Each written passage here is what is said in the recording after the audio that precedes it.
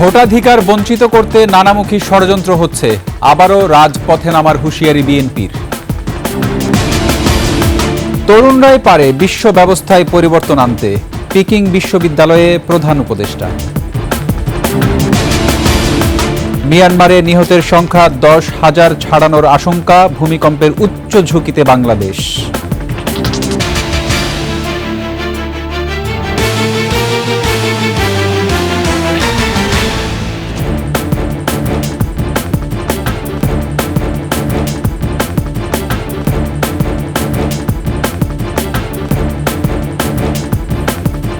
শুনছিলেন সংবাদ শিরোনাম। আমন্ত্রণ 21-এর সংবাদের সাথে আছি রক্তিম ত্রিপুরা। দর্শক, 21 টেলিভিশনের সংবাদ একই সাথে সরাসরি দেখতে পাবেন আমাদের ফেসবুক পেজ www.facebook.com/2124 অনলাইনে। এছাড়া সাবস্ক্রাইব করতে পারেন www.youtube.com/@21etv চ্যানেলে। জনগণের স্বার্থে যদি প্রয়োজন হয় আবারও রাজপথে নামবে বিএনপি, এমন হুঁশিয়ারি দিয়ে দলটির মহাসচিব মির্জা ফখরুল ইসলাম আলমগীর বলেছেন, জনগণকে ভোটাধিকার থেকে বঞ্চিত করতে নানামুখী ষড়যন্ত্র হচ্ছে। নির্বাচন পিছিয়ে দিতে সামাজিক যোগাযোগ মাধ্যমে বিএনপিকে নিয়ে অপপ্রচার চলার অভিযোগও করেন মির্জা ফখরুল। মাহিলা ইসলামের রিপোর্ট। ঈদ উপলক্ষে রাজধানীতে সীমিত আয়ের মানুষের মাঝে ধারাবাহিকভাবে উপহার বিতরণ করে আসছে বিএনপি। সেই ধারাবাহিকতায় রাজধানীর বেড়াইত ঈদগাহ ময়দানে ঈদ উপহার তুলে দেন বিএনপি মহাসচিব মির্জা ফখরুল ইসলাম আলমগীর। গেল কয়েক মাস ধরে দ্রুত নির্বাচন দিতে জোরালো দাবি জানিয়ে আসছে বিএনপি, যা নিয়ে সামাজিক মাধ্যমে কটাক্ষের শিকার হচ্ছেন দলটির সিনিয়র নেতারা। বিএনপি মহাসচিব মনে করেন এর পেছনে রয়েছে ষড়যন্ত্র। ফেসবুকের মধ্যে, ইউটিউবের মধ্যে তারা বিভিন্ন রকম কথা বলে এবং তাদের কথা টার্গেট কারা? তাদের টার্গেট হচ্ছে বিএনপি। কেন? তারা জানে যে নির্বাচন যদি হয় তাহলে বিএনপি বিপুল সংখ্যাগরিষ্ঠতা নির্বাচিত হবে। সুতরাং এই দেশে একটা বিশৃঙ্খলা সৃষ্টি করা, একটা নৈরাজ্য সৃষ্টি করা, একটা এমন অবস্থা তৈরি করা যাতে করে এখানে নির্বাচন পিছিয়ে যায়। মির্জা ফখরুল বলেন, সংস্কারের জন্য অনির্দিষ্টকাল সময় জনগণ মেনে নেবে না। জনগণের স্বার্থে যদি কোনো বিঘ্ন সৃষ্টি করা হয় তাহলে বিএনপি আবার মাঠে নামবে, মাঠে নেমে তারা দাবি আদায় করে নিতে যাবে। অল্প সময়ের মধ্যে সব গুছিয়ে নির্বাচনের জন্য লেভেল প্লেইং ফিল্ড তৈরি করতে সরকারের প্রতি আবারও আহ্বান জানান বিএনপি মহাসচিব। ষড়যন্ত্র চক্রান্ত শেষ হয়নি, সমস্ত ষড়যন্ত্র চক্রান্তকে ব্যর্থ করে দিয়ে বাংলাদেশের জনগণের সরকার আমরা প্রতিষ্ঠা করবই করব ইনশাআল্লাহ। মাহিলা ইসলাম, 21 টেলিভিশন, ঢাকা। বিশ্বকে পরিবর্তন করতে তরুণ প্রজন্মকেই শক্তি হিসেবে আখ্যায়িত করেছেন অন্তর্বর্তী সরকারের প্রধান উপদেষ্টা ডক্টর মোহাম্মদ ইউনুস। চীনের পিকিং ইউনিভার্সিটিতে দেয়া ভাষণে চাকরির উপর নির্ভরশীল না হয়ে তরুণদের উদ্যোক্তা হওয়ার আহ্বান জানান এই নোবেলজয়ী সরকার প্রধান। এদিকে পিকিং বিশ্ববিদ্যালয় কর্তৃপক্ষ মোহাম্মদ ইউনুসকে প্রদান করেছে সম্মানসূচক ডক্টরেট ডিগ্রি। বিস্তারিত আকবর হোসেন সুমনের রিপোর্টে। 4 দিনের রাষ্ট্রীয় সফরে চীনে অবস্থানরত বাংলাদেশের অন্তর্বর্তী সরকারের প্রধান উপদেষ্টা অংশ নিয়েছেন বিভিন্ন কর্মসূচিতে। সেই ধারাবাহিকতায় পিকিং বিশ্ববিদ্যালয়ের অনুষ্ঠানে যোগ দিয়ে গ্রহণ করেন সম্মানসূচক ডক্টরেট ডিগ্রি। ভাষণে অন্তর্বর্তী সরকারের দায়িত্ব নিয়ে দারিদ্র্য দূর করার লক্ষ্য বাস্তবায়নে বাধা পেরোতে সর্বস্তরের অংশগ্রহণ প্রয়োজন বলে উল্লেখ করেন তিনি। We have to build a new civilization as soon as possible. Abandon the civilization that we are passing through and move on to create a new civilization. And I ask myself, what will be the feature of that civilization? The answer to me is very clear. That civilization must know that there is no environmental hazard left anymore. অর্থনৈতিক ব্যবস্থায় দমিয়ে রাখা তরুণদের উদ্যোক্তা হবার আহ্বান জানান অধ্যাপক Yunus. Human beings are independent beings. So I keep on promoting the idea that all human beings are born as entrepreneurs, not job seekers. Universities should be preparing young people to go out and become successful entrepreneurs, not job seekers. চাকরির ধারণা সৃজনশীলতাকে নষ্ট করে বলে মন্তব্য করেন প্রধান উপদেষ্টা। Job is a continuation of the tradition of slavery. Akbar Hossain Suman, একুশে টেলিভিশন।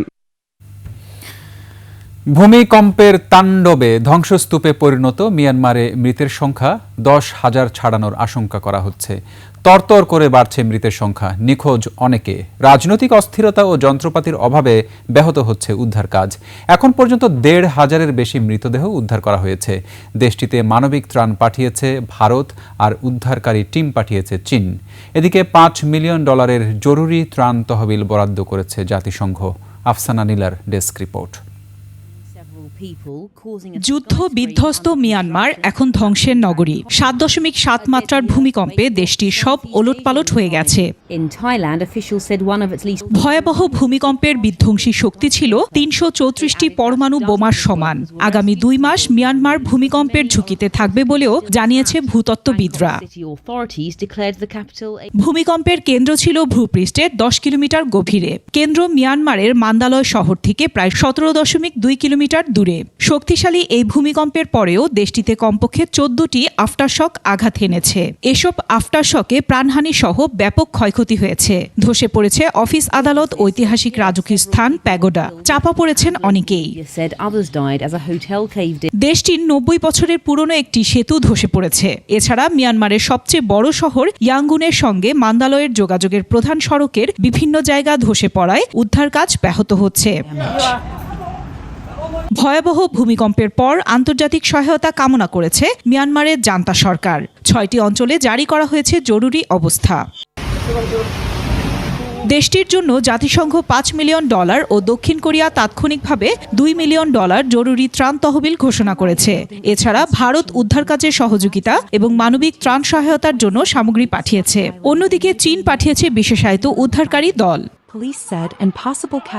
আফসানা নীলা, ডেস্ক রিপোর্ট, 21 টেলিভিশন।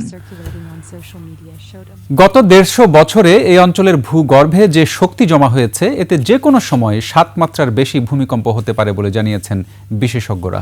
সবচেয়ে ঝুঁকিতে আছে সিলেট, চট্টগ্রাম, ময়মনসিংহ ও ঢাকা এলাকা। এদিকে ভূমিকম্প প্রতিরোধী ভবন নির্মাণ, ঝুঁকিপূর্ণ ভবন শক্তিশালী করা সহ 9 দফা সতর্কতা জারি করেছে ফায়ার সার্ভিস ও সিভিল ডিফেন্স অধিদপ্তর। মানিক শিকদারের রিপোর্ট। চোখের পলকে 30 তলা ভবন এভাবেই ধূলিসাৎ 7 মাত্রার ভূমিকম্পে। থাইল্যান্ড ও মিয়ানমারে ভয়াবহ এই ভূমিকম্প নতুন করে জন্ম দিয়েছে দুশ্চিন্তার। বাংলাদেশ ও পার্শ্ববর্তী এলাকায় 7 মাত্রার বেশি ভূমিকম্পের আশঙ্কা করছেন বিশেষজ্ঞরা। আমাদের বাংলাদেশের উত্তরে আপনার ডাউকি ফল্ট নামে জানেন একটা ফল্ট আছে, এদিকে মায়ানমারে সাগাইন ফল্ট আছে, এবং আমরা যদি এদিকে বিবেচনা করি তাহলে মায়ানমার সাবপ্লেট বলে আমরা একটা প্লেটকে মানে বলি। তো সবকিছু মিলে কিন্তু আমাদের এই অঞ্চলটা আর্থকুয়েক প্রবণ এলাকা। ভৌগোলিক কারণে চরম ঝুঁকিতে আছে ঢাকা। 5 থেকে 7 মাত্রার ভূমিকম্পে চরম বিপর্যয় নেমে আসতে পারে রাজধানীতে। এছাড়া সিলেট, চট্টগ্রাম, ময়মনসিংহের ভূগর্ভে প্রতিনিয়ত চাপ সঞ্চার হচ্ছে। আগের যে আর্থকুয়েক সিনারিও এর উপর যদি আমরা বিবেচনা করি তাহলে আমি একদম ভূমিকম্পটা যে বাংলাদেশের ভেতরেই হবে, যে একদম ইপিসেন্টারটা ঢাকায় হবে এমনটা কিন্তু নয়। একটা ভূমিকম্প যদি মনে করেন যে বাংলাদেশের বাইরে আমাদের সিলেট অঞ্চলে হয়তো বা আমাদের সীমান্তবর্তী অঞ্চলেও যদি হয় একটা 7 বা 8 মাত্রার, সেক্ষেত্রেও কিন্তু অনেক আমাদের ক্ষয়ক্ষতি হবে। রাজধানী ঢাকায় অপরিকল্পিতভাবে বহু ভবন গড়ে উঠেছে। বিভিন্ন সময় ঝুঁকিপূর্ণ ভবন চিহ্নিত করা হলেও সচেতনতার অভাব রয়ে গেছে। এ পরিস্থিতিতে ভূমিকম্প নিয়ে নতুন করে সতর্ক করেছে ফায়ার সার্ভিস ও সিভিল ডিফেন্স অধিদপ্তর। যেহেতু ঢাকা একটা মেগা সিটি এবং এখানে খুব ঘনবসতিপূর্ণ একটা সিটি, এটা যদি ভূমিকম্পে দ্বারা আক্রান্ত হয়, বিশেষ করে জানমালের কি রকম হতে পারে এটা তো আমরা সবাই বুঝতে পারি। বিল্ডিং কোড অনুযায়ী পুরনো ভবন সংস্কার, অগ্নি প্রতিরোধ ব্যবস্থা জোরদার, বিদ্যুৎ গ্যাস লাইন ত্রুটিমুক্ত করা, ভূমিকম্পে করণীয় সম্পর্কে নিয়মিত মহড়া সহ 9 বিষয়ে সতর্ক করেছে ফায়ার সার্ভিস। ভূমিকম্প হলে নিজেরাই ভুক্তভোগী হবেন, তাদেরকে তো সচেতন হতে হবে। এটা সচেতন করার জন্যই আমাদের এই প্রয়াসটা। আতঙ্কিত না হয়ে ঝুঁকি মোকাবেলায় সবাইকে সচেতনতার আহ্বান জানিয়েছেন বিশেষজ্ঞরা। আমাদের যে স্ট্রাকচার গুলো হবে এগুলো অবশ্যই আমরা ভূমিকম্প সহনীয় ভাবে করি। মানিক শিকদার, 21 টেলিভিশন, ঢাকা।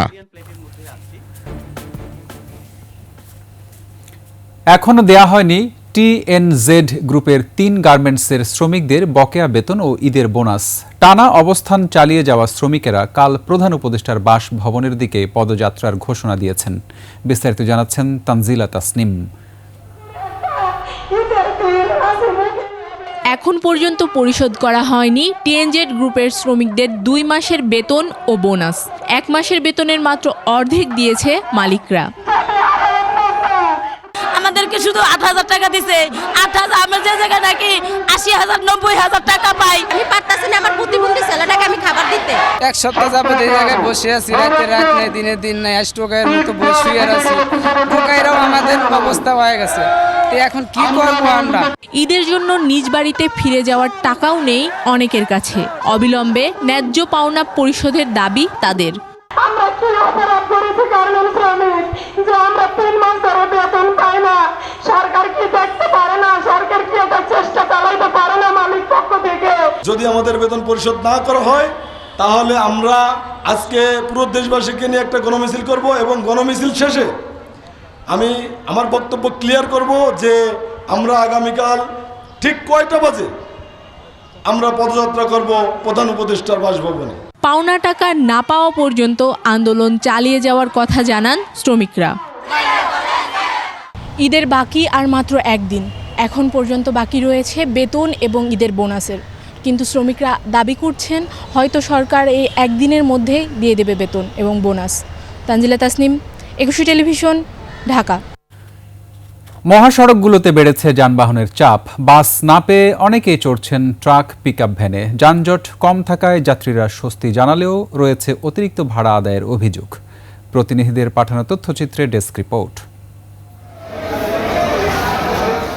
ঈদ যাত্রার 5ম দিনে বাড়ি ফিরেছে হাজারো মানুষ। ছুটির দিন হওয়ায় মহাসড়কগুলোতে বেড়েছে গাড়ির চাপ। ভোর থেকে দক্ষিণ পশ্চিমাঞ্চলের প্রবেশপথ পাটুরিয়া দৌলতদিয়া নৌ রুটে দূরপাল্লার যানবাহনের চাপ বেড়েছে। সেই সাথে বেড়েছে লঞ্চঘাটে যাত্রীর চাপ। ঢাকা আরিচা মহাসড়কে বাসের পাশাপাশি ব্যক্তিগত গাড়ি ও মোটরসাইকেল নিয়েও ছুটছে দক্ষিণ পশ্চিমাঞ্চলের 21 জেলার মানুষ। যাত্রায় স্বস্তি থাকলেও বেশি ভাড়া আদায়ে ছিল অভিযোগ। ঈদের সময় দিয়েছেন যে যা চাইতেছে, এখন আমাদেরও বাড়ি যাওয়া লাগতেছে। আবার রাস্তা বইরাই চান্দা মান্দা নিতেছে চান্দাবাসরা, গাড়ি থামায়। আমি যতটুকু আসছি কোনো যানজট পাইনি। রাস্তায় কোনো জ্যামজট নাই, কিন্তু ভাড়া বেশি লাগছে। আগে 100 টাকা করে আসছে, এখন 200 টাকা করে নিচ্ছে।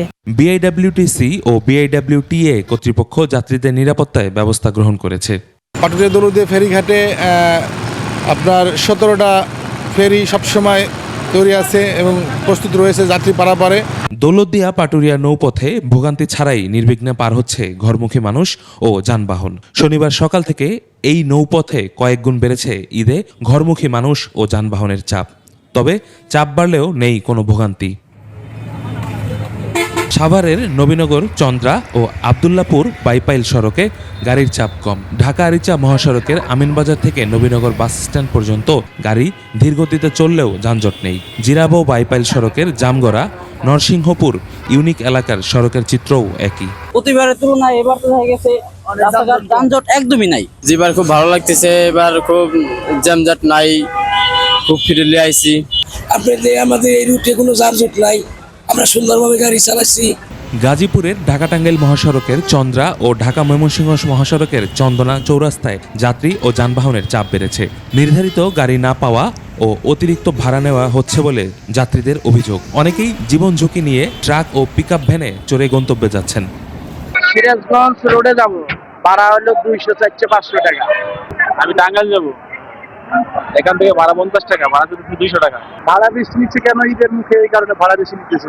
এখানে দাঁড়াইছি 2-3 ঘন্টা, গাড়ি পাচ্ছি না। এদিকে পদ্মা সেতু হয়ে দ্রুত বাড়ি ফেরায় ঢাকা বরিশাল মহাসড়কে যাতায়াতকারী দক্ষিণাঞ্চলের মানুষেরা স্বস্তি জানিয়েছে। রাজধানী থেকে দক্ষিণবঙ্গের প্রবেশপথ হিসেবে খ্যাত ঢাকা মাওয়া এক্সপ্রেসওয়েতে দূরপাল্লার যানবাহনের চাপ বেড়েছে। বাসের পাশাপাশি ব্যক্তিগত গাড়ি ও মোটরসাইকেল নিয়েও ছুটছে দক্ষিণবঙ্গে। ইউসুফ হাসান নাইম, 21 টেলিভিশন। শেষ করছি 21 সংবাদ। যাবার আগে সংবাদ শিরোনামগুলো আরও একবার। ভোটাধিকার বঞ্চিত করতে নানামুখী ষড়যন্ত্র হচ্ছে, আবারও রাজপথে নামার হুঁশিয়ারি বিএনপির।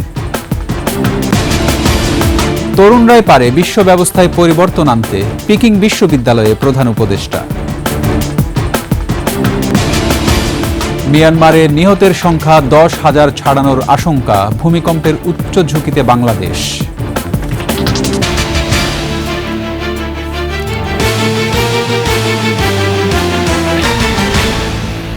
সর্বশেষ সংবাদ জানতে ডায়াল করুন 2021 নম্বরে আর ভিজিট করুন 21-tv.com ওয়েবসাইটে। ফেসবুকে ভিজিট করতে পারেন www.facebook.com/2124 অনলাইনে। এছাড়া সাবস্ক্রাইব করতে পারেন www.youtube.com/@21etv চ্যানেলে। এতক্ষণ সঙ্গে থাকার জন্য ধন্যবাদ। পরবর্তী সংবাদ রাত 11টায় দেখার আমন্ত্রণ রইল। 21-এর সাথেই থাকুন।